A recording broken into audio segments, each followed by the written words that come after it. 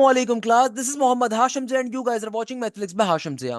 बेटा, आज की क्लास के अंदर we will be discussing the slope concept, inclination concept, exercise number 7.2 के लेक्चर नंबर 1 के ऊपर मूव कर रहे हैं। आज की क्लास के अंदर हम लोग डिस्कस करेंगे इंक्लिनेशन क्या होता है, स्लोप क्या होता है, इनके रिलेटेड एमसीक्यूज कौन कौन से पेपर के अंदर आते हैं। बाय द वे, आपको मैं एक इंटरेस्टिंग फैक्ट बताऊंगा।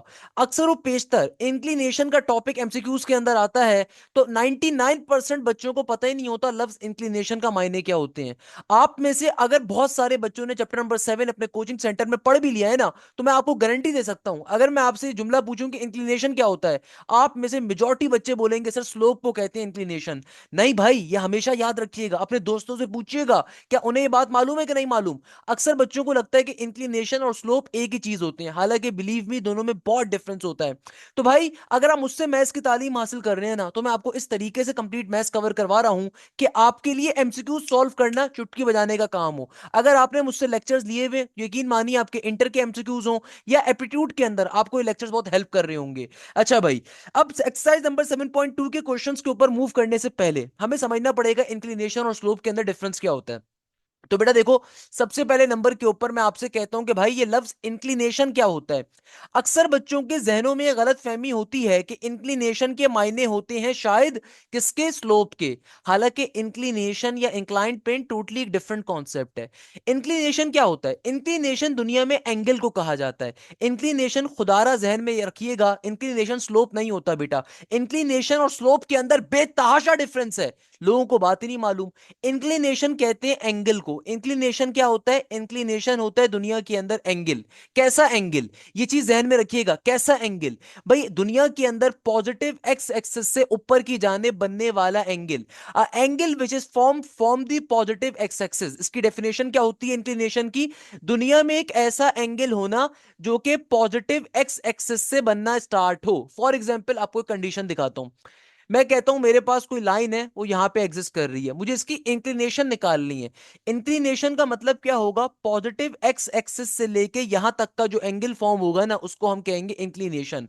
फॉर एग्जाम्पल, मैं आपसे कहता हूं कि भाई मुझे इंक्लिनेशन निकालनी है। लेट सपोज मेरे पास एक लाइन आ रही है और वो लाइन ये आ रही है। मैं एग्जाम्पल दे रहा हूं आपको बात समझाने के लिए कि भाई इंक्लिनेशन क्या है। मेरे पास लेट सपोज ये लाइन आ रही है, तो इंक्लिनेशन क्या होती है? पॉजिटिव एक्स एक्सिस से लेके ऊपर की जानिब उस लाइन तक का जो एंगल होगा वो आपका इंक्लिनेशन होगा।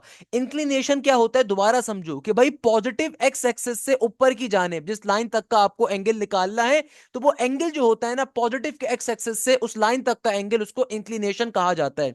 इसके ऊपर बेतहाशा एमसीक्यूज आते हैं।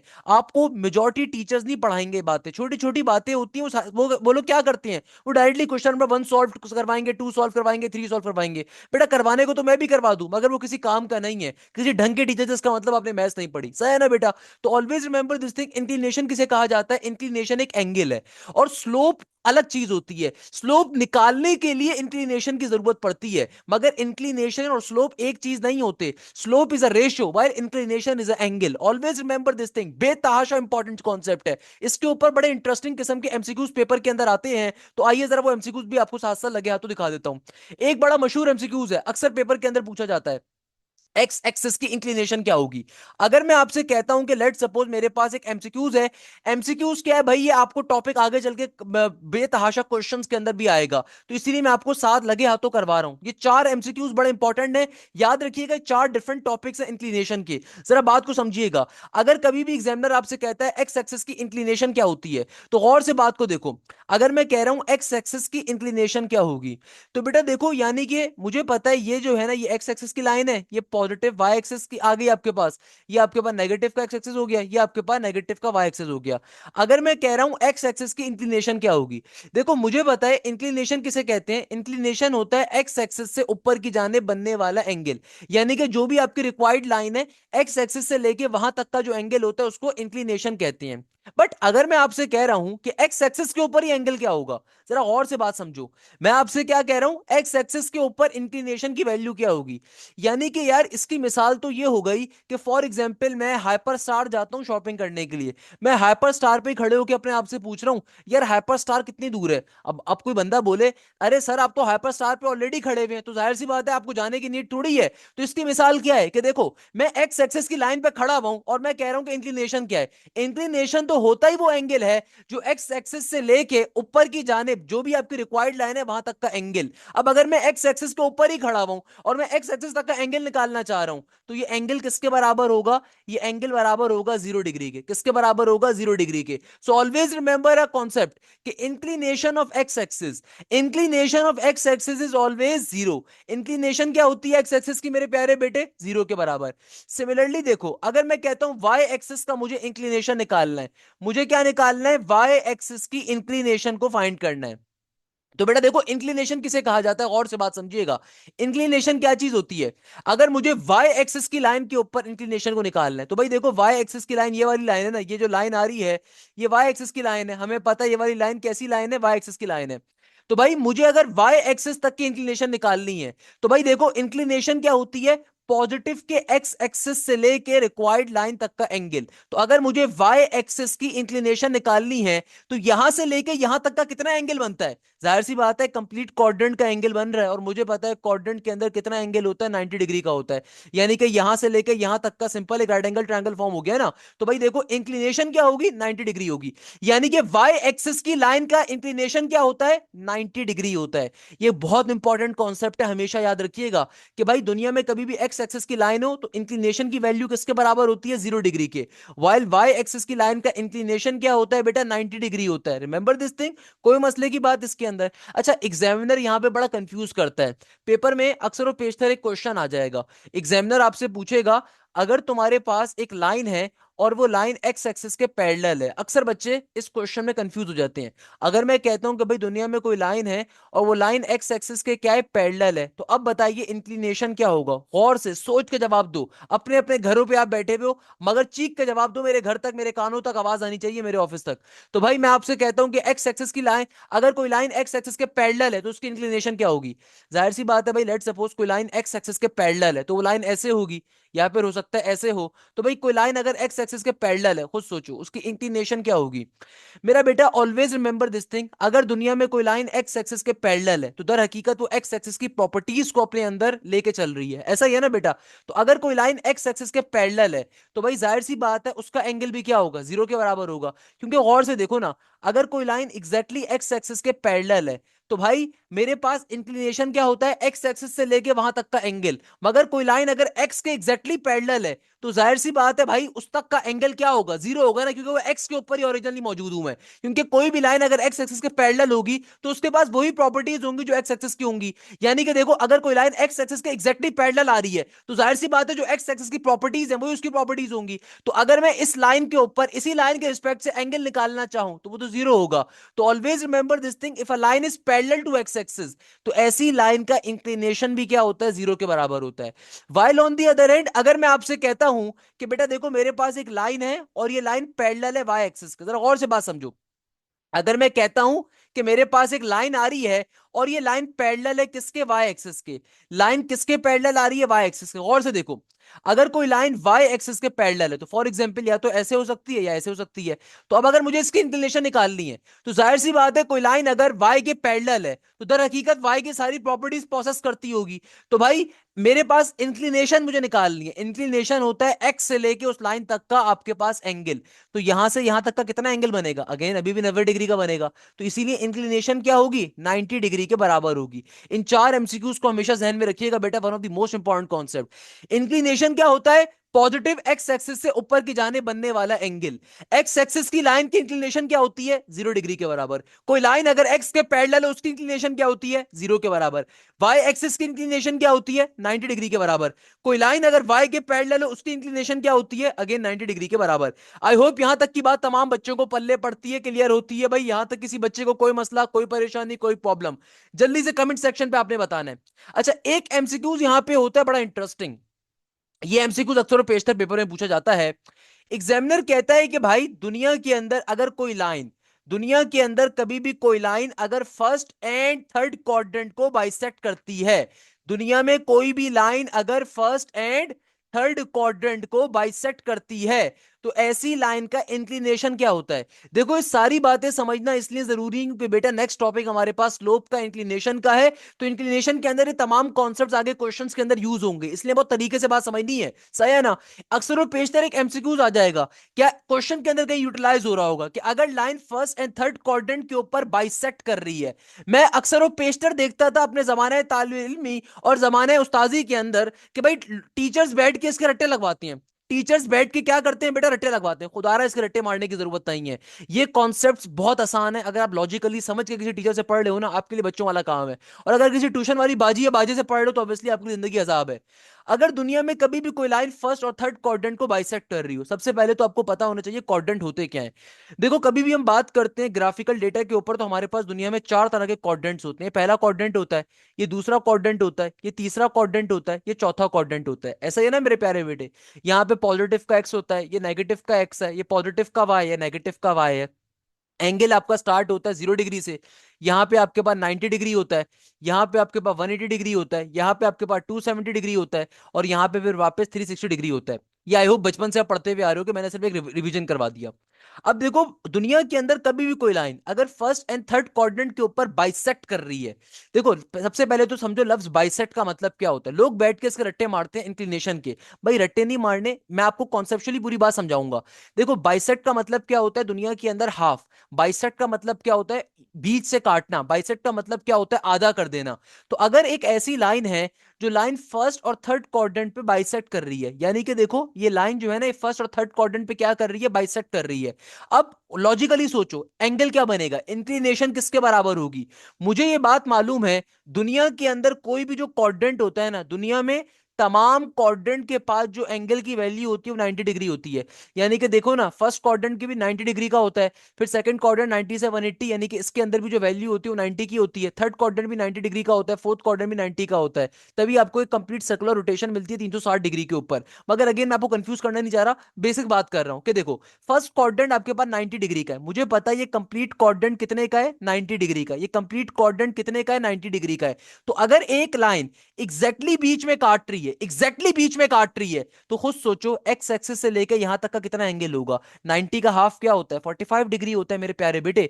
तो अगर ये लाइन बाइसेक्ट कर रही है फर्स्ट और थर्ड क्वाड्रेंट को, तो 90 का हाफ क्या होता है? 45 डिग्री। तो यानी कि इंक्लिनेशन किसके बराबर होगा? 45 डिग्री के। लोग इसके रट्टे मारते हैं। मुझे बताओ कभी रट्टे मारने की जरूरत पड़ेगी इसके ऊपर बेटा? अगर आप इसके रट्टे मार रहे हो ना, मेरे नजदीक आप इंतहाई नालायक तरीन इंसान हो अगर आप रट्टे मार रहे हो। टू बी वेरी ऑनेस्ट, आपको रट्टे मारने की जरूरत ही नहीं है, बेसिक कॉन्सेप्ट है। इंतहाई कोई नालायक किस्म की ट्यूशन वाली बाजियां और बाजे होते हैं जो रट्टे लगवाते हैं इसके। आपने रट्टे नहीं मारने, इसके बेसिक चीज है बेटा, क्लियर है? अच्छा अब देखो, अगर मेरे पास दुनिया में कोई भी लाइन सेकंड और फोर्थ क्वाड्रेंट को बाइसेक्ट करे तो इंक्लिनेशन क्या होगा? कौन बताएगा भाई? कौन सा अच्छा बच्चा है जो बताए? अगर मेरे पास दुनिया के अंदर कोई भी line second and fourth quadrant के ऊपर बाइसेक्ट करे, अगर दुनिया में कभी भी कोई भी लाइन क्या काम करेगी? सेकेंड एंड फोर्थ क्वाड्रेंट के ऊपर, सेकेंड एंड फोर्थ क्वाड्रेंट के ऊपर बाइसेक्ट करे, उस सूरत के अंदर देखो आपके पास क्या वैल्यू आती है। लोग इसके रट्टे लगाते हैं।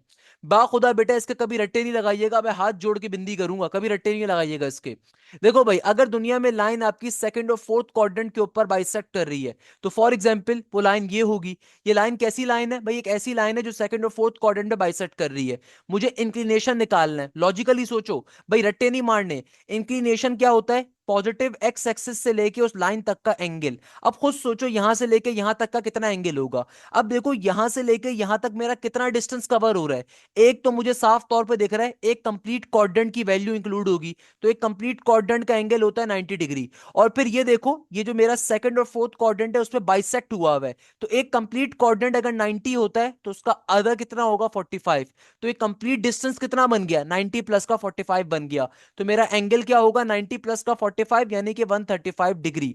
बताओ भाई, ये बात पल्ले पड़ती है? बात समझ में आती है? अक्सर बच्चे इसके रट्टे मारते हैं। अरे भाई, इसमें रट्टे मारने वाली चीज क्या है? मैं तो समझने से कासिर हो जाता हूं कि भाई अगर मेरे पास, खुद सोचो, अगर मेरे पास एक लाइन है वो लाइन सेकंड और फोर्थ क्वाड्रेंट पे बाइसेक्ट कर रही है, तो मुझे उसका इंक्लिनेशन निकालना है। इंक्लिनेशन होता है एक्स पॉजिटिव के एक्स एक्सिस से लेकर उस लाइन तक का एंगल। अब देखो यहां से लेकर यहां तक का कितना एंगल होगा, जाहिर सी बात है लफ्ज बाइसेक्ट का मतलब क्या है कि एग्जैक्टली इसने हाफ पे काटा है, तो मुझे इतना तो पता है कि यहां पे 45 डिग्री का एंगल है और रिमेनिंग 45 इधर होगा, और यहां पे कंप्लीट एक क्वाड्रेंट का एंगल है 90 के बराबर। तो मुझे चूंकि यहां से यहां तक का एंगल चाहिए, कितना एंगल कवर हो रहा है, एक 90 डिग्री है 45 है, तो 90 प्लस 45 क्या बन गया, 135 डिग्री आ गया। इसका मतलब आंसर किसके बराबर होगा, 90 प्लस के 45 के। क्वेश्चन सॉल्व हो गया, क्या मुश्किल बात है इसके अंदर।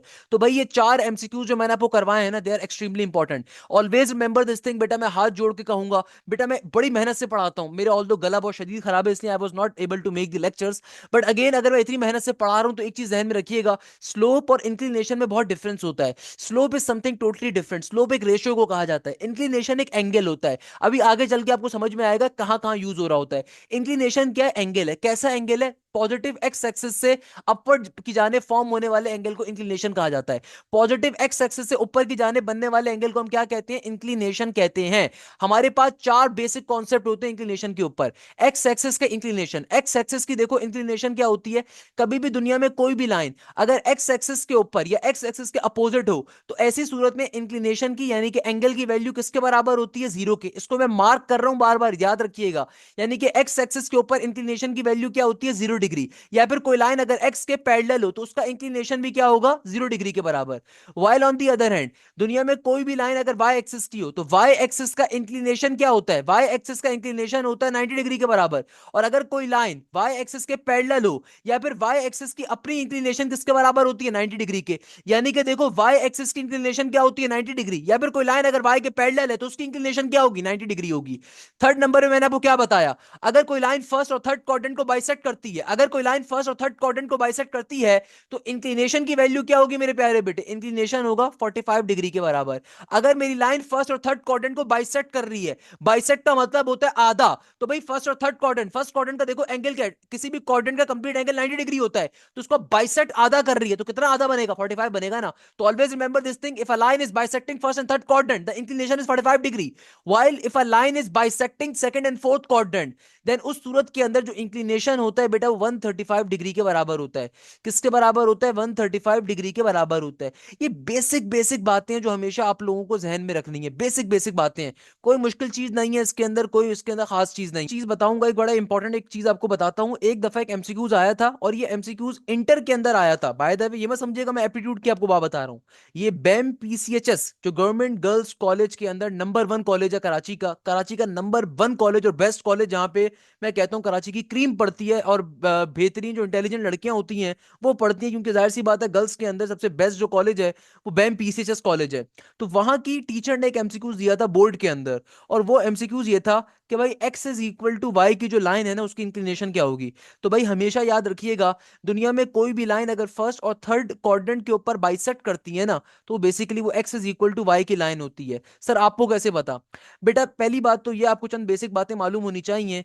पहली बेसिक बात आप आई होप बचपन से पढ़ते हुए आ रहे होगे कि बेटा जो लीनियर इक्वेशन होती है ना, दुनिया में कोई भी जो लीनियर इक्वेशन होती है वो स्ट्रेट लाइन को डिनोट करती है। पहली बुनियादी बात आई होप आपने पढ़ी भी होगी कि कोई भी जो लीनियर इक्वेशन होती है स्ट्रेट लाइन को डिनोट करती है। देखो ये स्ट्रेट लाइन है ना, ये एक स्ट्रेट लाइन है, ये स्ट्रेट लाइन है, स्ट्रेट लाइन है, स्ट्रेट लाइन है। लीनियर इक्वेशन हमेशा स्ट्रेट लाइन को डिनोट करती है।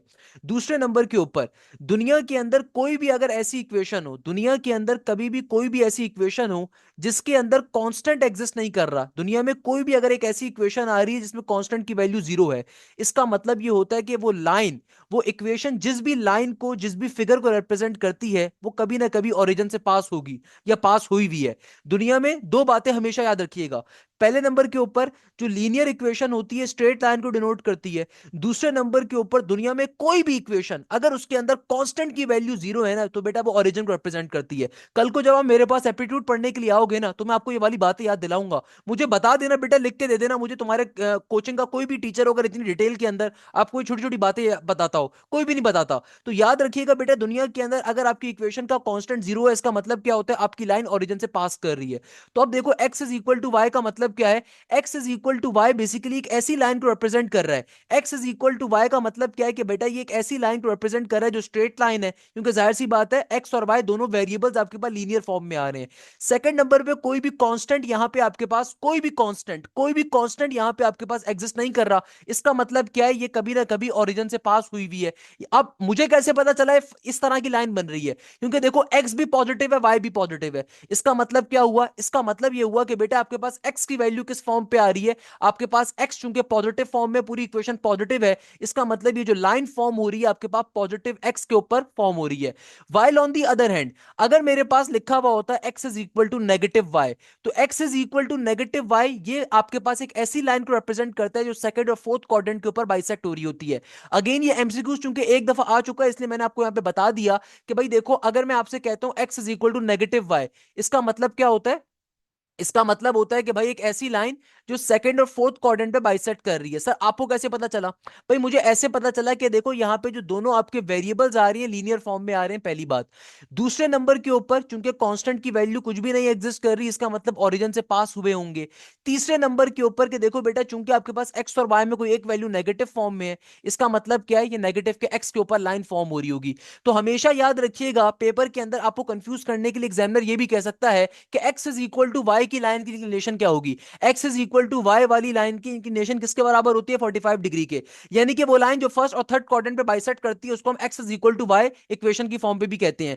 वाइल दुनिया में कोई भी लाइन जो सेकंड और फोर्थ क्वाड्रेंट में बाइसेक्ट करती है उसको हम X is equal to negative Y की लाइन भी कहते हैं, और उसकी इंक्लिनेशन होती है 135 डिग्री के बराबर। अच्छा बेटा अब फाइनली हम लोग आते हैं स्लोप के ऊपर कि सर ये स्लोप क्या होता है, स्लोप का कॉन्सेप्ट क्या है। सर ये वाली बात जरा बताइए, स्लोप किसे कहते हैं, क्योंकि सर इंक्लिनेशन आपने इतनी डिटेल में हमें पढ़ा दिया, सर इसका स्लोप से ताल्लुक क्या होता है, अभी आपको सारी बातें समझ में आएंगी मेरी। मगर एक बात को बस जहन में रखिएगा कि बेटा स्लोप और इंक्लिनेशन दुनिया में दो अलग अलग क्वांटिटीज होती हैं, सही है ना। अब देखो स्लोप किसे कहा जाता है, always remember this thing. Slope के मायने क्या होते हैं, स्लोप दुनिया में एक रेशो होता है। स्लोप दुनिया में क्या होता है बेटा, स्लोप दुनिया के अंदर एक रेशो है, और ये एक ऐसी चीज है जो कि किसी भी लाइन की स्टीपनेस को, डायरेक्शन को डिफाइन करता है। स्लोप का दुनिया में जो फॉर्मूला है ना, दुनिया में जो स्लोप का फॉर्मूला है, स्लोप की जो डेफिनेशन है, इंतहाई बेकार किस्म की डेफिनेशन है। अगर मैं आपको स्लोप की कभी डेफिनेशन बताऊं ना आप हंसोगे। स्लोप की पता है दुनिया में डेफिनेशन क्या होती है, स्लोप की दुनिया में डेफिनेशन होती है राइज अपॉन रन। स्लोप की दुनिया में डेफिनेशन ये है, क्या डेफिनेशन है, राइज अपॉन रन। यानी कि भैया ऊपर वाई पे नीचे एक्स पे, राइज अपॉन रन, ये स्लोप की डेफिनेशन होती है। मगर मैं अपने बच्चों को पढ़ाने के लिए स्लोप की डेफिनेशन बताता हूं कि देखो स्लोप दुनिया में एक ऐसा रेशो है जो किसी भी लाइन की डायरेक्शन को, उस लाइन की स्टीपनेस को, उस लाइन की वैल्यू को with respect to X and Y ये डिफाइंड करता है। स्लोप दुनिया में करता क्या है, देखो अक्सर लोगों को, अक्सर लोग एप्टीट्यूड के ऊपर आ जाते हैं, उनसे कभी मैं पूछूं ना स्लोप का मतलब क्या है, वो बता ही नहीं पाते। वो कहते हैं सर पता नहीं स्लोप के बारे में पढ़ा था, राइज अपॉन रन की डेफिनेशन पढ़ ली थी, वो सर इंटर के टीचर ने रट्टे लगवा के याद कर ली थी, हमने हमने जहन में बैठा ली। अब राइज अपॉन रन का मतलब क्या, उन्हें कुछ नहीं पता होता।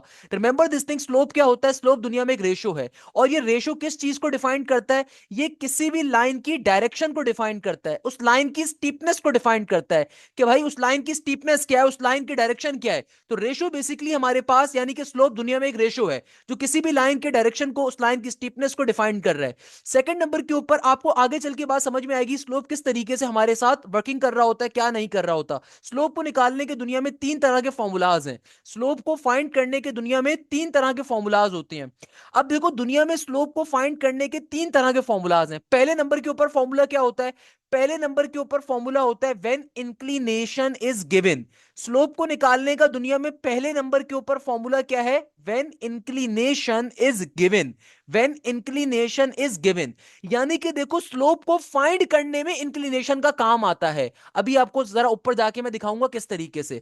स्लोप को निकालने के लिए दुनिया में तीन तरह के मेजर फॉर्मूलाज हैं। पहले नंबर पे फॉर्मूला क्या होता है, कभी भी अगर इंक्लिनेशन गिवन हो, इसका मतलब क्या है भाई, इसका मतलब ये होता है कि भाई मेरे पास स्लोप निकालने का फॉर्मूला होता है m is equal to tangent theta. By the way slope को रिप्रेजेंट करते हैं हम लोग m के जरिए, ये जो m होता है ना ये रिप्रेजेंट करता है स्लोप को, सही है ना। स्लोप क्या होता है, स्लोप बेसिकली रेशियो है, किस चीज का रेशियो है, किसी भी लाइन के डायरेक्शन को, उसकी स्टीपनेस को डिफाइन करने के लिए हम स्लोप का इस्तेमाल करते हैं। किसी भी लाइन की डायरेक्शन को, उसकी स्टीपनेस को डिफाइन करने के लिए हम स्लोप का सहारा लेते हैं, सही है ना, उसकी डायरेक्शन को डिफाइन करने के लिए। दुनिया में स्लोप की वैल्यू निकालने के तीन मेजर फॉर्मूलाज हैं।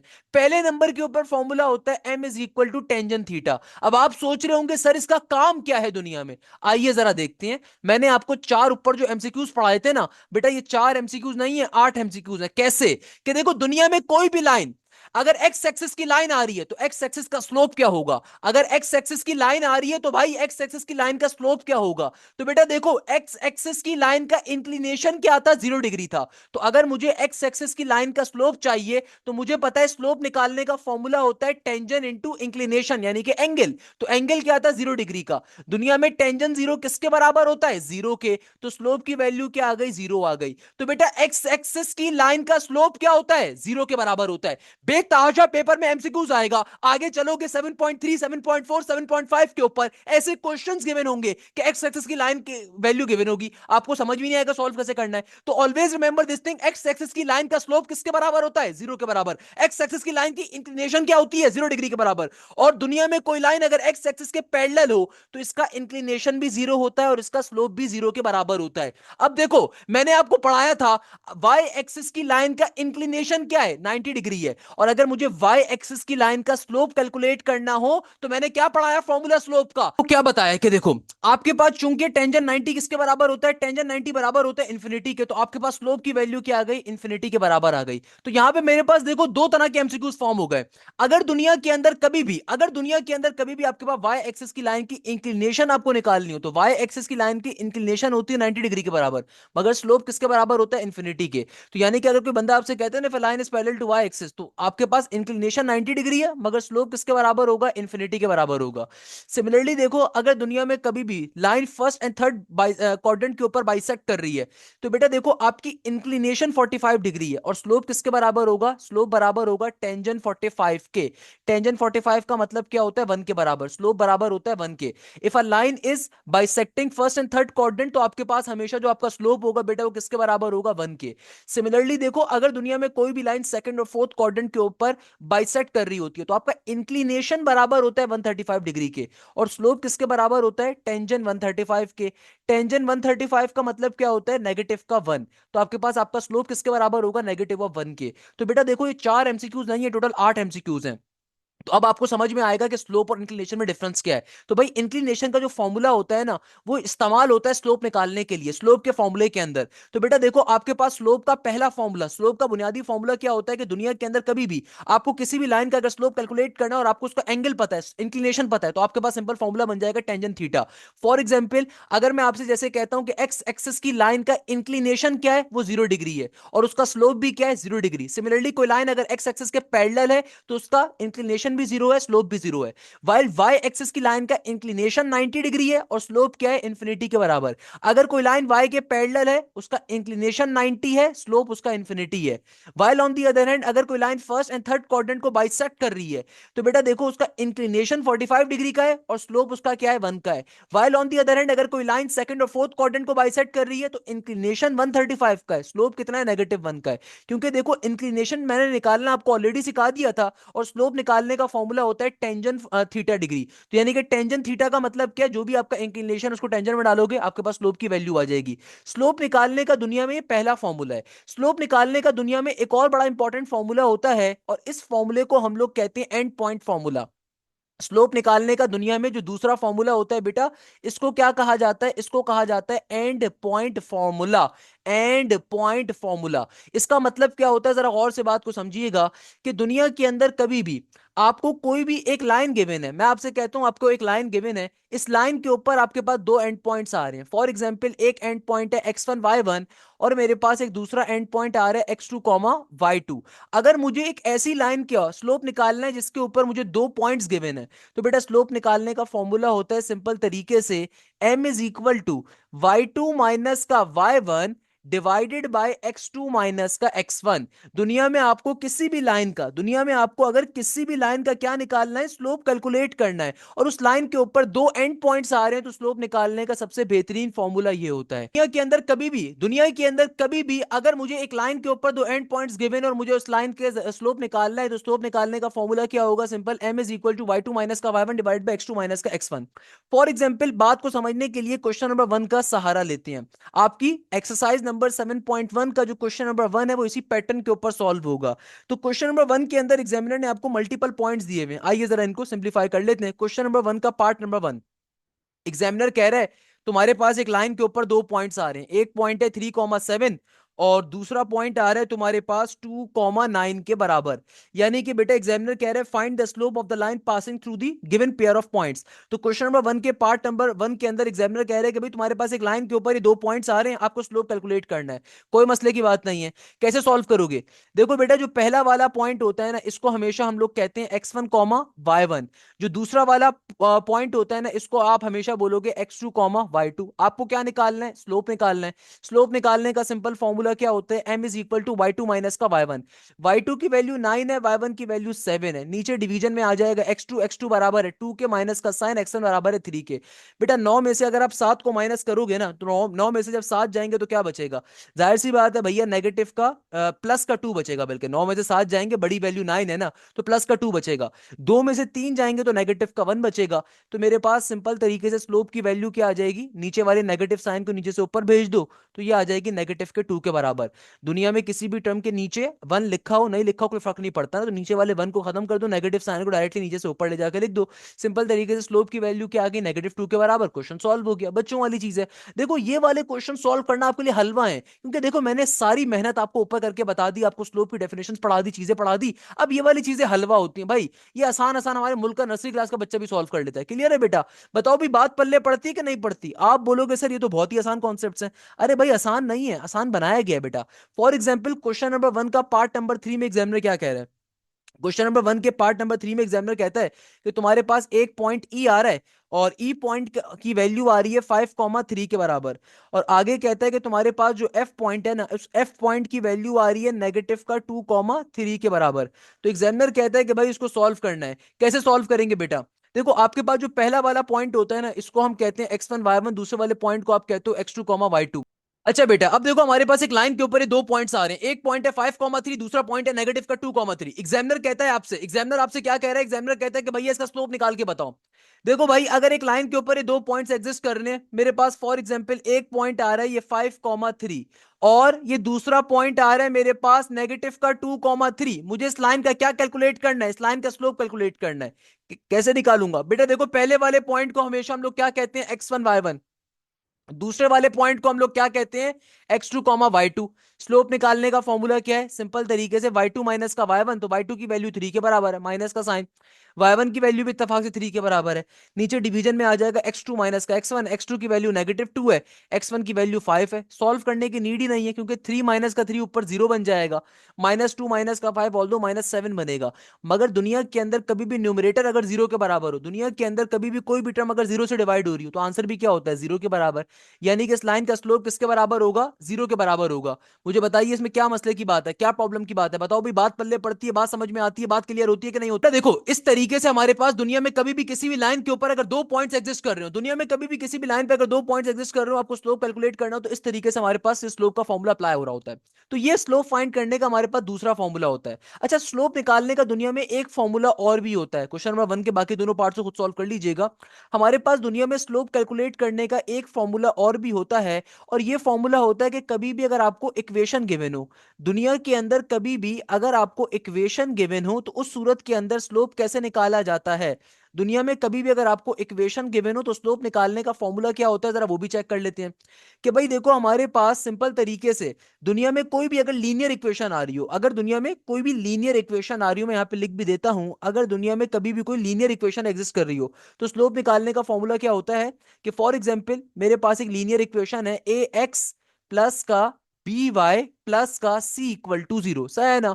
तो भाई स्लोप निकालने का फॉर्मूला क्या होता है? अब देखो दुनिया के अंदर कभी भी अगर आपके पास कोई लीनियर इक्वेशन एग्जिस्ट कर रही है, तो स्लोप कैलकुलेट करने का फॉर्मूला क्या होता है? अगर कोई भी लीनियर इक्वेशन आ रही है, तो स्लोप निकालने का फॉर्मूला होता है m is equal to negative का a डिवाइडेड बाई b। इसका मतलब क्या होता है? a का मतलब होता है x का कोफिशिएंट, b का मतलब होता है y का कोफिशिएंट। फॉर एग्जाम्पल मैं आपसे कहता हूं कि मेरे पास एक क्वेश्चन आ रहा है, इस क्वेश्चन में एग्जामिनर कहता है 3x माइनस का 4y प्लस का 7 इक्वल टू 0। मुझे इसका क्या निकालना है? स्लोप निकालना है। तो भाई इसका स्लोप किसके बराबर होगा? ये बराबर होगा m is equal to negative का साइन। देखो ये नेगेटिव का साइन फॉर्मूले का है। a का मतलब क्या होता है, जो भी x का कोफिशिएंट होता है ना बेटा उसको a कहा जाता है। जो भी y का कोफिशिएंट होता है ना बेटा उसको हम लोग कहते हैं b। तो इस केस में देखो y का कोफिशिएंट है -4, तो नेगेटिव नेगेटिव कट जाएगा। तो मेरे पास सिंपल स्लोप की वैल्यू आ जाएगी 3/4 के बराबर। किसके बराबर आ जाएगी बेटा? 3/4 के बराबर। और हमारा क्वेश्चन क्या हो जाएगा? सिंपली सॉल्व हो जाएगा। हमारा ये क्वेश्चन क्या हो जाएगा? सिंपली सॉल्व हो जाएगा। क्लियर है? तो देखो ये स्लोप निकालने के दुनिया में तीन फॉर्मूलाज होते हैं। पहले नंबर पे फॉर्मूला क्या होता है? अगर कभी भी इंक्लिनेशन आपको गिवन हो। दूसरे नंबर पे फॉर्मूला क्या होता है? And point formula. तीसरे नंबर पे फॉर्मूला क्या होता है? लीनियर इक्वेशन कभी भी दे दी जाए तो उससे स्लोप कैलकुलेट करने का कॉन्सेप्ट। अब देखो हमारे पास फाइनली जब whenever we talk about the slope, तो दुनिया में हमारे पास स्लोप के दो तरह के रिलेशन होते हैं जिसके ऊपर क्वेश्चन नंबर 2 डिपेंड कर रहा है। दुनिया में जो स्लोप होता है ना, इसको फाइंड करने के दो तरह के रिलेशन होते हैं। Question number 2, question number 3, question number 4, ये सारे के सारे जो है ना इन कॉन्सेप्ट पे डिपेंड कर रहे हैं। याद रखिएगा स्लोप्स का टॉपिक बहुत इंटरेस्टिंग टॉपिक है, बहुत ही मजे का टॉपिक है। कि भाई हमारे पास जब हम कभी स्लोप की बात करते हैं ना, तो दुनिया में स्लोप्स के दो रिलेशंस होते हैं। ये रिलेशंस बेसिकली बहुत इंपॉर्टेंट हैं और हैं बहुत ही मजे के। मैं आपको भी समझाऊंगा ना, आपको पूरी बात क्लियर हो जाएगी। दुनिया में कभी भी अगर हम स्लोप की बात करते हैं तो स्लोप कैलकुलेट करने के दुनिया में दो तरह के रिलेशंस होते हैं। पहले नंबर के ऊपर देखो, अगर मेरे पास दुनिया में कभी भी दो लाइंस आपस में पैरेलल हो, अगर कभी भी दुनिया के अंदर मेरे पास दो लाइंस कैसी आ रही हो, दो लाइंस पैरेलल आ रही हो। फॉर एग्जांपल, इसका मतलब क्या है बात समझेंगे बड़े इंटरेस्टिंग तरीके से। मैं कहता हूं कि बेटा मेरे पास लेट सपोज मेरे पास ये दो लाइंस आ रही हैं। ये दो लाइंस आपस में कैसी हैं? पैरेलल हैं। मेरे पास बेटा ये दो लाइंस जो आ रही हैं आपस में पैरेलल आ रही हैं। ये लाइन 1 है और ये मेरे पास लाइन 2 है। सही है ना? दोनों लाइनें आपस में कैसी हैं? पैरेलल हैं। हमेशा याद रखिएगा दुनिया में कभी भी दो लाइंस अगर आपस में पैरेलल हो तो ऑलवेज रिमेंबर दिस थिंग, ऐसी दोनों लाइंस के जो स्लोप होते हैं हमेशा आपस में बराबर होते हैं। यानी कि फॉर एग्जाम्पल जो लाइन 1 है इसका स्लोप है m1, जो लाइन 2 है इसका स्लोप है m2। हमेशा याद रखिएगा दुनिया में कभी भी दो लाइंस अगर पैरेलल होंगी तो बेटा इनका स्लोप क्या होगा? हमेशा आपस में बराबर होता है। अगर दुनिया में दो लाइंस आपस में पैरेलल हैं तो इनका स्लोप क्या होंगे? आपस में बराबर होंगे। While on the other hand, दूसरा सबसे इंपॉर्टेंट रिलेशंस क्या होता है स्लोप के अंदर? अगर दुनिया में दो लाइंस परपेंडिकुलर हो, अगर दुनिया में कैसी दो लाइंस हो बेटा? अगर दुनिया में दो लाइंस आपस में परपेंडिकुलर हो, अगर दुनिया में दो लाइनें आपस में परपेंडिकुलर हो, इसका मतलब क्या है? कि भाई लेट सपोज मेरे पास ये एक लाइन आ रही है, दूसरी लाइन इसी के परपेंडिकुलर के ऊपर हो। यानी कि देखो दुनिया में कभी भी दो लाइनें अगर एक दूसरे के क्या है? परपेंडिकुलर है। फॉर एग्जांपल ये लाइन 1 है, ये वाली लाइन 2 है। लाइन 1 का स्लोप m1 है और लाइन 2 का स्लोप m2 है। बात जरा समझो, दुनिया में कभी भी दो लाइनें अगर आपस में परपेंडिकुलर होंगी तो इसके पीछे लॉजिक क्या होती है? The product of their slope is always equal to -1। यानी कि ऐसी दोनों लाइंस का स्लोप किसके बराबर होता है? उनका प्रोडक्ट बराबर होता है -1 के। मैंने अभी तक क्या बात करी, पूरी बात को रीडिफाइंड कर देता हूं। बेटा देखो हमारे पास स्लोप्स के टॉपिक के अंदर दो रिलेशंस होते हैं, दो फॉर्मूलाज होते हैं जो क्वेश्चन में बहुत इस्तेमाल होते हैं। दुनिया में कभी भी दो लाइनें अगर आपस में कैसी होंगी? पैरेलल होंगी। यानी कि देखो दो लाइनें आपस में क्या आ रही हैं? पैरेलल आ रही हैं। तो याद रखिएगा ऐसी दोनों लाइंस के स्लोप्स आपस में बराबर होते हैं। While on the other hand, अगर दुनिया में कभी भी दो लाइनें आपस में परपेंडिकुलर होंगी तो ऑलवेज रिमेंबर दिस थिंग, ऐसी दोनों लाइंस के स्लोप का प्रोडक्ट बराबर होता है -1 के। If two lines are perpendicular to each other the product of their slope is always equal to -1। किसके बराबर होता है? -1 के। आई होप यहां तक की बात तमाम बच्चों को पल्ले पड़ गई होगी, यहां तक की बात तमाम बच्चों को क्लियर हो गई होगी। अब क्वेश्चन नंबर 2 देखो, इसी कॉन्सेप्ट के ऊपर एग्जामिनर आपको तंग कर रहा है। क्वेश्चन नंबर 2 के अंदर, पेपर के अंदर ये क्वेश्चन आपके पास एमसीक्यूज के तौर पे बहुत आएगा और हो सकता है 4 नंबरों के अंदर भी इसका कॉन्सेप्ट कहीं ना कहीं इस्तेमाल हो रहा हो। तो इंपॉर्टेंट क्वेश्चन है, मजे का क्वेश्चन है। क्वेश्चन नंबर 2 में एग्जामिनर क्या कह रहा है? Find the slope of the perpendicular line when the given line passing through the following pair of point. यानी कि एग्जामिनर इस क्वेश्चन में आपसे कह रहा है कि भाई तुम्हें परपेंडिकुलर लाइन का स्लोप निकालना है। अगर मैं तुम्हें दूसरी वाली लाइन के ऊपर पॉइंट्स दे दूं तो उसके जो परपेंडिकुलर के ऊपर लाइन है उसका स्लोप बताओ। बात समझ में आती है इस क्वेश्चन में एग्जामिनर आपको कैसे घुमा रहा है? फॉर एग्जाम्पल क्वेश्चन नंबर 2 के पार्ट नंबर 1 को अगर आप देखो तो इसमें एग्जामिनर ने आपको दो पॉइंट्स दिए हुए हैं। पहले आपको एक कॉन्सेप्ट समझना पड़ेगा कि बेटा एक कॉन्सेप्ट एग्जामिनर कह क्या रहा है। अक्सर बच्चे सिंपल स्लोप निकाल लेंगे, भाई सिंपल स्लोप नहीं निकालना, आपको सिंपल इन पॉइंट्स का स्लोप नहीं निकालना। एग्जामिनर आपसे कह रहा है कि भाई जिस लाइन के ऊपर ये पॉइंट्स आ रहे हैं, फॉर एग्जाम्पल मैं आपसे कहता हूं कि मेरे पास ये पॉइंट इस लाइन के ऊपर आ रहे हैं, एक लाइन है, इस लाइन के ऊपर एक पॉइंट आ रहा है 2,1 और एक पॉइंट आ रहा है 4,5। तो एग्जामिनर कह रहा है इस लाइन के जो परपेंडिकुलर पे लाइन है ना, इस लाइन के जो परपेंडिकुलर पे लाइन है, बेसिकली आपके पास ये वाली जो लाइन है, आपको इस लाइन का स्लोप बताना है। तो मैं कह देता हूं कि इस लाइन का स्लोप m2 है, मुझे m2 बताना है। तो कैसे निकालेंगे भाई, क्या तरीकेकार होगा इस क्वेश्चन को सॉल्व करने का? बेटा देखो, आपको एक लाइन के पॉइंट्स गिवन है, तो जाहिर सी बात है जिस लाइन के पॉइंट्स गिवन है वहां से मैं पहला स्लोप निकालूंगा। और चूंकि दोनों लाइनें आपस में परपेंडिकुलर हैं, तो फिर कंडीशन को अप्लाई करके दूसरी लाइन का स्लोप निकाल लिया जाएगा। That's the logic of this particular question. यानी कि देखो, आप इस क्वेश्चन को चाहो तो प्रॉपर तरीके से सॉल्व करो। अगर 5 नंबर में क्वेश्चन आ गया, 4 नंबर के लिए क्वेश्चन आ गया, तो प्रॉपर तरीके से सॉल्व करना है। कि भाई मैं कहता हूं let L1 and L2 are two lines, let L1 and L2 are two lines perpendicular. Let L1 and L2 are two perpendicular lines. आप प्रॉपरली तरीके से सॉल्व करोगे अगर 4 नंबर के लिए क्वेश्चन आएगा। Let L1 and L2 are two perpendicular lines, are two perpendicular lines. Let L1 and L2 are two perpendicular lines. सही है ना? आपको निकालना क्या है? We have to find the slope of L2, we have to find the slope of line 2। हमें क्या चीज निकालनी है? हमें फाइंड करना है स्लोप किसका? लाइन 2 का। और लाइन 2 का स्लोप क्या होगा? m2 के बराबर। तो भाई फॉर लाइन 1 सबसे पहले हम लोग क्या करेंगे? फॉर m1, और ये स्लोप 1 कहां से निकालेंगे? लाइन 1 से। तो मुझे पता है लाइन 1 के पास कौन कौन से पॉइंट्स आ रहे हैं।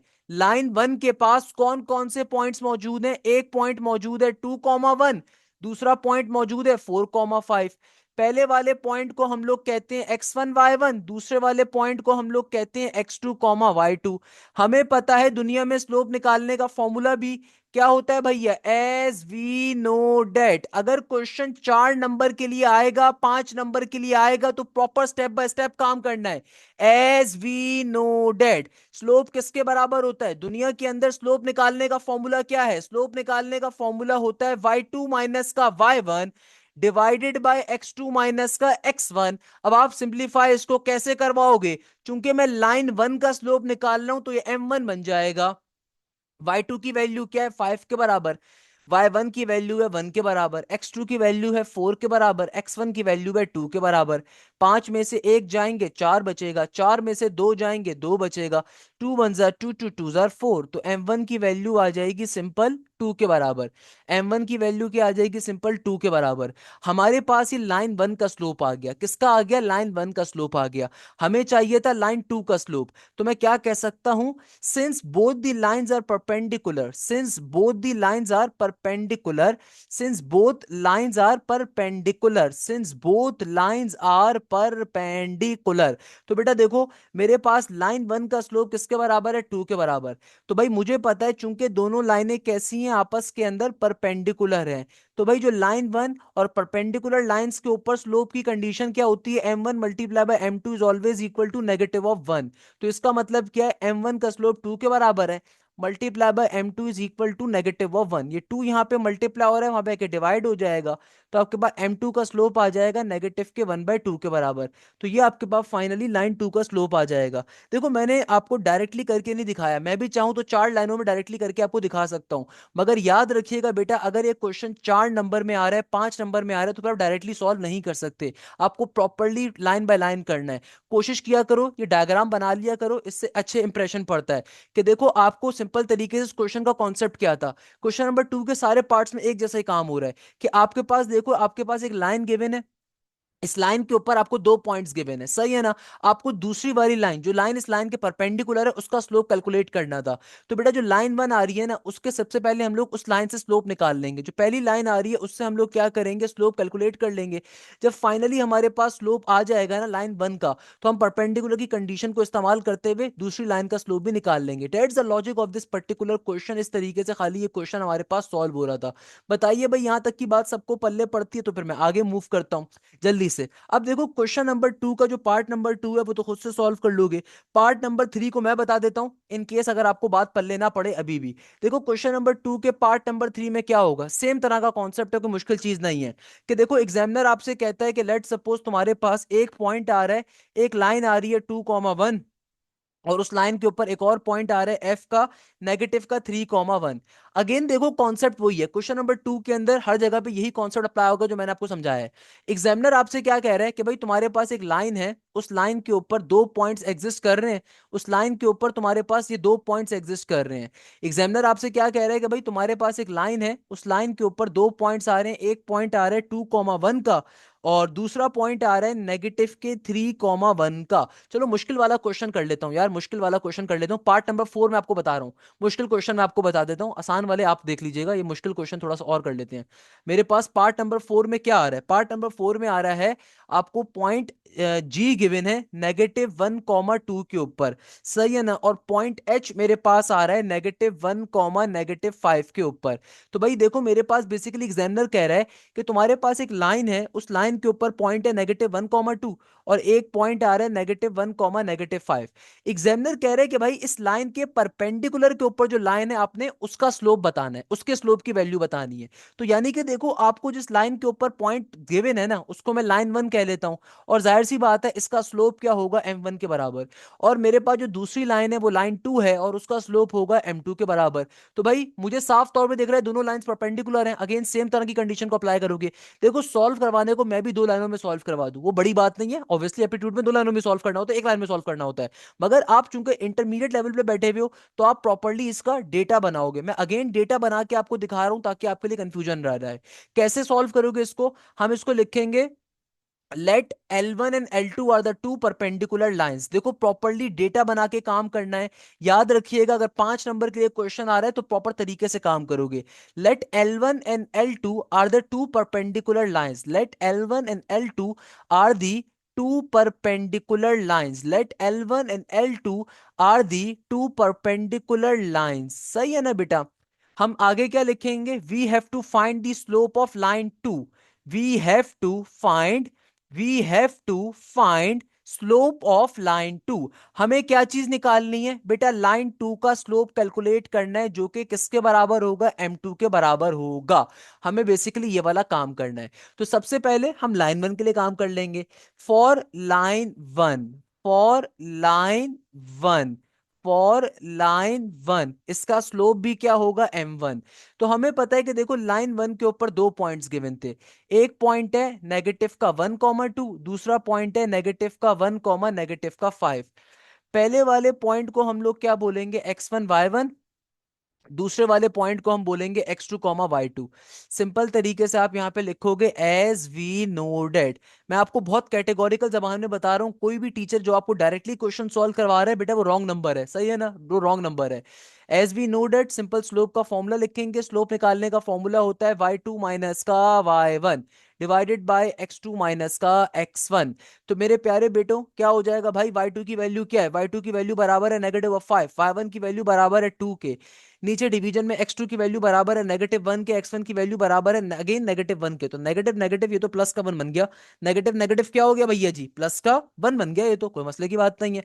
तो भाई मेरे पास ये क्या बन जाएगा, स्लोप की वैल्यू क्या आ गई, ये मेरे पास आ गई सिंपल तरीके से -5 -2। तो ये तो मेरे पास ऊपर -7 बन रहा है, नीचे देखो -1, क्योंकि देखो ये -1 x2 का था, ये नेगेटिव का साइन एक फॉर्मूले का, और फिर x1 की वैल्यू भी नेगेटिव 1 थी, तो नेगेटिव नेगेटिव प्लस का 1 हो गया, और -1 + 1 ये तो 0 बन गया। और दुनिया में कभी भी डिनोमिनेटर में अगर जीरो आ जाए तो इन्फिनिटी बन जाता है। तो यानी कि मेरे पास ये क्या बन गया, ये तो इन्फिनिटी बन गया ना, क्योंकि देखो m की वैल्यू, देखो मेरे पास डिवीजन में अगर कभी भी दुनिया में जीरो आ जाए तो इसका मतलब क्या होता है, इन्फिनिटी का होना। यानी कि हमारे पास लाइन 1 का स्लोप किसके बराबर आ गया, इन्फिनिटी के। लाइन 1 का स्लोप किसके बराबर आ गया, इन्फिनिटी के बराबर आ गया। हमें क्या निकालना है, हमें तो लाइन 2 का स्लोप चाहिए, कोई मसले की बात नहीं है। हमें क्या चाहिए, लाइन 2 का स्लोप चाहिए, तो क्या लिखूंगा, लाइन 2 फॉर लाइन 2 यानी कि m2, since since since line 1 and line 2 are perpendicular, चूंकि लाइन 1 और लाइन 2 आपस में परपेंडिकुलर है, और हमें पता है कि भाई परपेंडिकुलर लाइंस का मतलब क्या होता है, उन दोनों के प्रोडक्ट ऑफ स्लोप बराबर होता है किसके, -1 के। तो भाई अगर लाइन 1 का स्लोप बराबर आया है 1/0 के, मल्टीप्लाई बाय m2 का, m2 इक्वल टू के बाद -1, बेटा देखो ये जीरो यहाँ पे क्या हो रहा है, डिवाइड, वहां पे जाके क्या हो जाएगा, मल्टीप्लाई। तो आपके पास लाइन टू का स्लोप क्या आ जाएगा, जीरो यहाँ पे डिवाइड हो रहा है, वहां पर क्या मल्टीप्लाई होगा, दुनिया में जीरो किसी भी टर्म से मल्टीप्लाई हो आंसर जीरो ही रहता है। तो आपके पास फाइनली लाइन टू का स्लोप किसके बराबर आ जाएगा, जीरो के। क्वेश्चन क्या हो गया, सॉल्व हो गया। कैसे सॉल्व किया, कि भाई देखो इस क्वेश्चन के अंदर एग्जामिनर ने आपको एक लाइन के ऊपर दो पॉइंट्स दिए हुए थे, दूसरी वाली लाइन का स्लोप निकालना था। तो बेटा देखो क्या पैटर्न था सॉल्व करने का, बेसिक कॉन्सेप्ट है यार, बच्चों वाली चीज है। आपने सिंपल तरीके से क्या करना है, आपने सिंपल तरीके से उठा के इस क्वेश्चन को सिंप्लीफाई करने के लिए क्या कॉन्सेप्ट इस्तेमाल करा, आपके पास जो लाइन वन के पर्टिकुलरली स्लोप आया था, आपने सिंपल तरीके से आपने लाइन वन के ऊपर तमाम उसके पॉइंट्स को डाला, सिंप्लीफाई करवाया, तो लाइन वन का स्लोप आपके पास आ गया वन बाय जीरो के, इन्फिनिटी के। दुनिया में कभी भी डिवीजन में जीरो आ जाए इसका मतलब इन्फिनिटी बन जाता है ना, तो नेगेटिव का सेवन ऊपर से गायब हो गया। आप सोच रहे हो नेगेटिव का सेवन कहां गया, भाई ऊपर कभी भी आपके पास कुछ भी आ जाए ना, नीचे अगर जीरो आ जाए तो इसका मतलब इन्फिनिटी होता है। इसका मतलब क्या होता है, इन्फिनिटी। और इन्फिनिटी को लिखने का तरीकेकार होता है वन बाय जीरो की फॉर्म। तो अब चूंकि मेरे पास पहली वाली लाइन का स्लोप इन्फिनिटी है, तो सेकंड लाइन का स्लोप कैसे निकालोगे, हमें पता है फॉर्मूला, दुनिया में दो लाइंस अगर परपेंडिकुलर होती हैं the product of their slope is always equal to negative one. पहली वाली लाइन का स्लोप अगर इन्फिनिटी आया तो जीरो यहाँ पे डिवाइड हो रहा है, मल्टीप्लाई हो जाएगा, आपने इन्फिनिटी को ओपन करवाया, जीरो डिवाइड हो जाएगा मल्टीप्लाई होगा, तो लाइन टू का स्लोप आ गया जीरो के बराबर। इस तरीके से क्वेश्चन क्या हो गया बेटा, हमारा सॉल्व हो गया। अच्छा अब देखो क्वेश्चन नंबर थ्री जो आ रहा है ना, ये हमारे पास सिंपल सा क्वेश्चन इस तरीके से है। क्वेश्चन नंबर थ्री के अंदर आपको पैरेलल के ऊपर भी काम करना है और परपेंडिकुलर पे भी काम करना है बेटा। अब देखो क्वेश्चन नंबर थ्री जो आ रहा है ना, बहुत ही एमसीक्यूज टाइप का क्वेश्चन आ रहा है। इस क्वेश्चन में तो बच्चों वाला कॉन्सेप्ट गिवन है। आपको बेसिकली एग्जामिनर कह रहा है कि भाई मैं तुम्हें स्लोप की वैल्यू बता रहा हूं, बताओ अगर लाइन तुम्हारे पैरेलल हो तो क्या होगा स्लोप, अगर लाइन परपेंडिकुलर हो तो स्लोप की वैल्यू क्या होगी। ये बच्चों वाला कॉन्सेप्ट है यार, अभी चेक कर लेते हैं।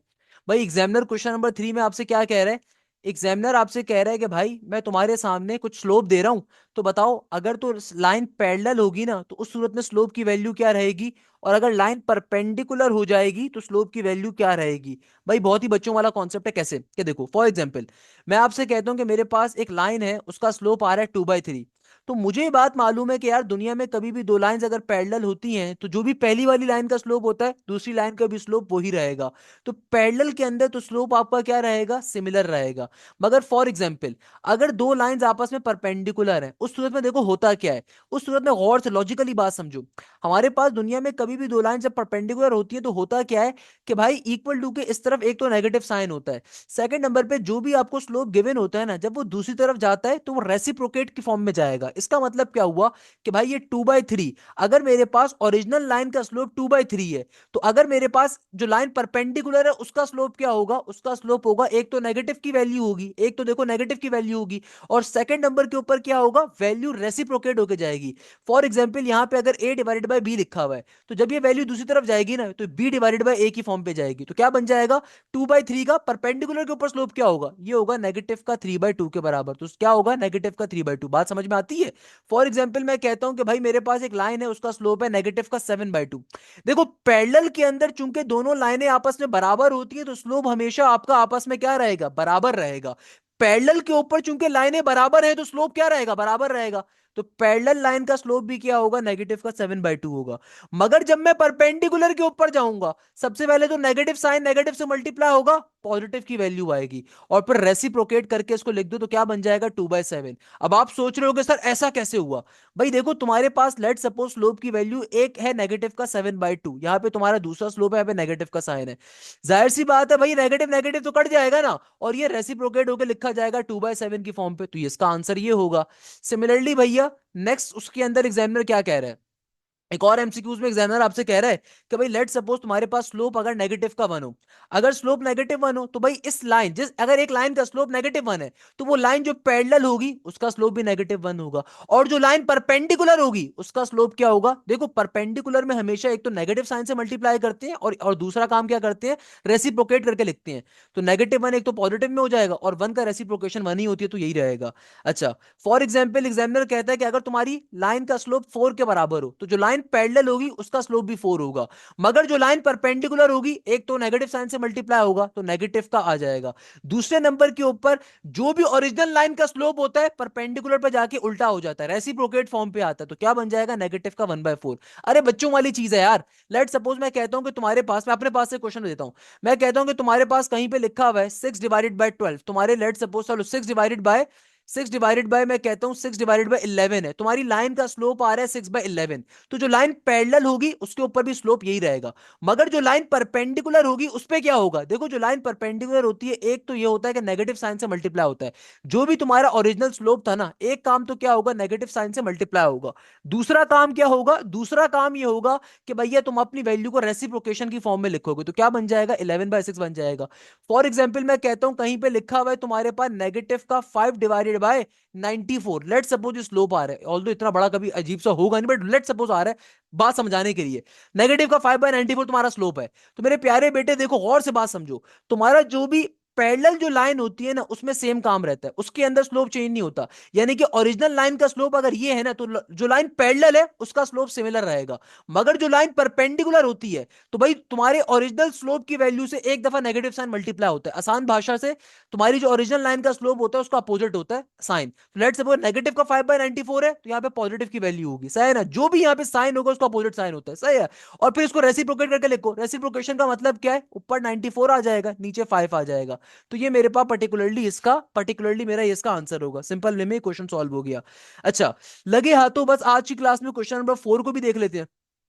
क्वेश्चन नंबर 4 जो है ना बेटा, ये भी पेपर्स के अंदर बहुत पूछा जाता है।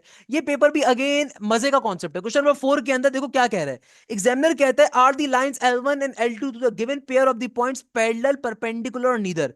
अब देखो इसके अंदर एग्जामिनर आपसे क्या कह रहा है। एग्जामिनर बेसिकली आपको दो लाइनों के ऊपर दो दो पॉइंट्स दे रहा है।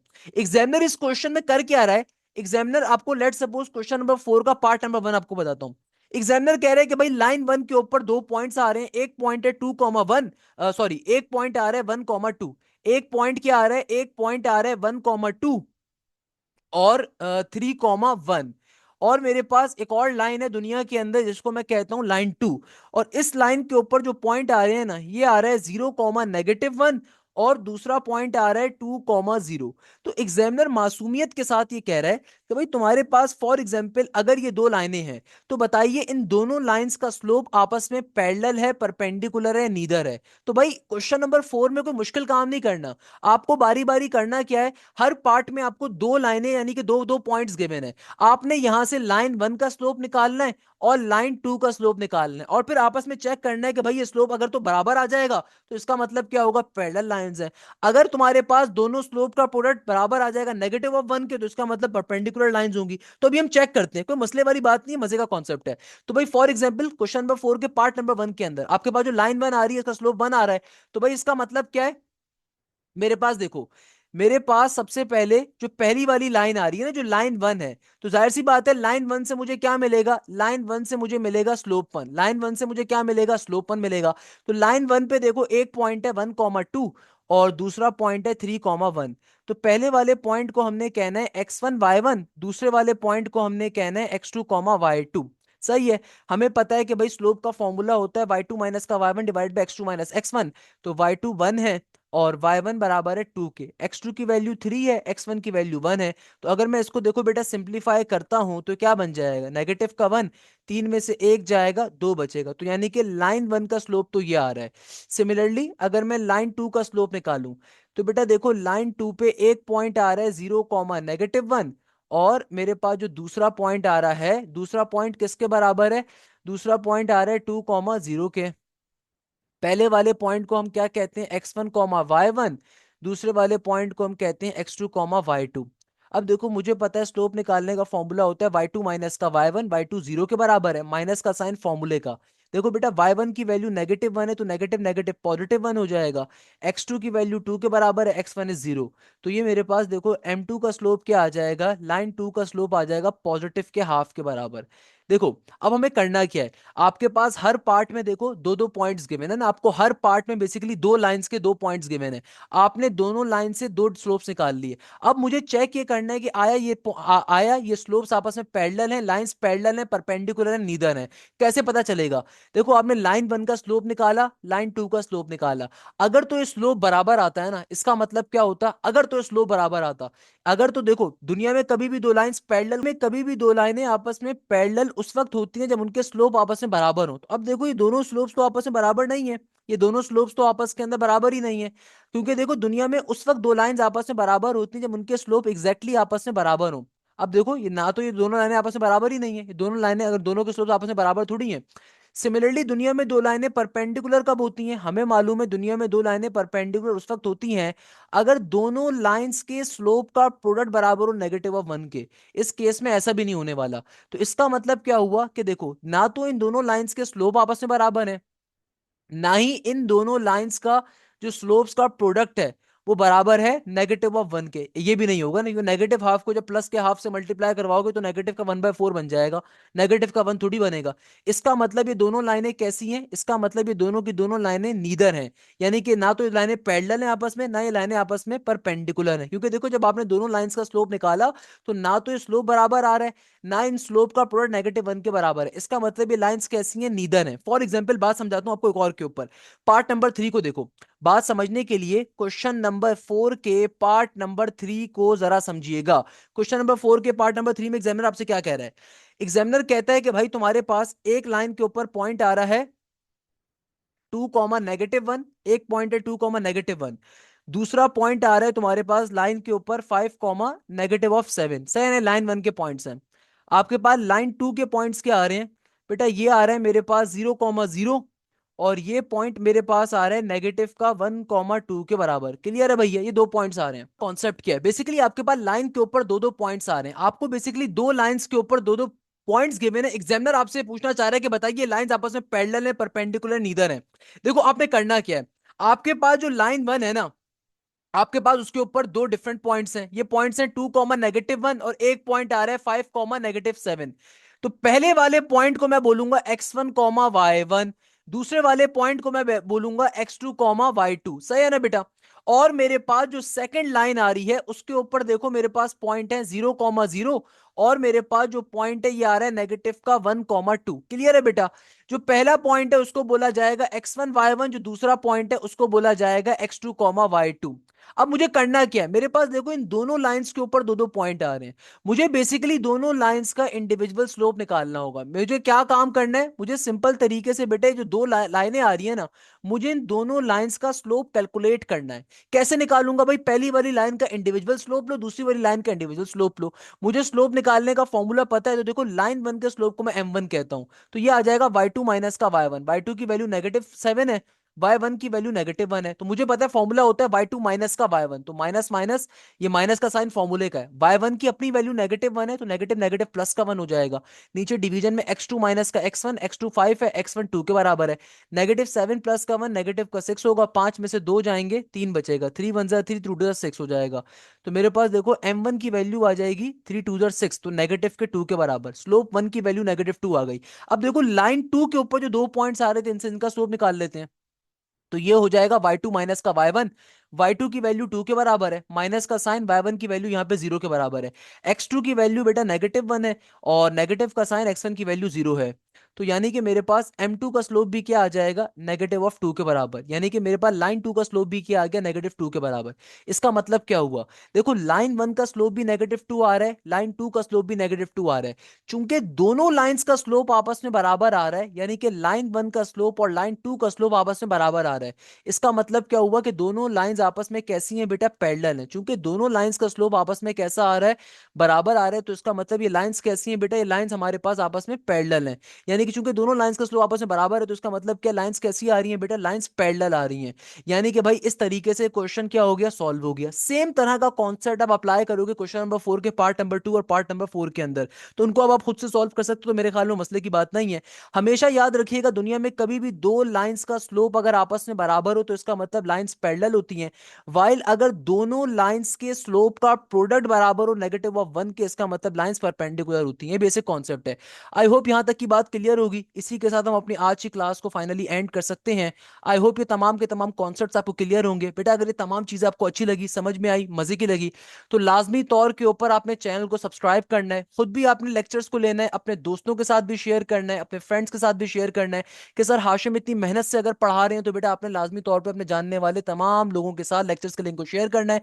एप्टीट्यूड बैच को आप ज्वाइन कर सकते हो, उसमें आपकी नर्स की, फास्ट की, एनईटी की, आईबी की, यूईटी की, कॉमसेट्स की, लम्स की, तमाम यूनिवर्सिटीज की तैयारी कवर करवाई जाएगी। पूरे साल की फीस सिर्फ 6,000 7,000 रुपए के दरमियान होती है, तो ये सबसे बड़ा इसका फायदा भी होता है।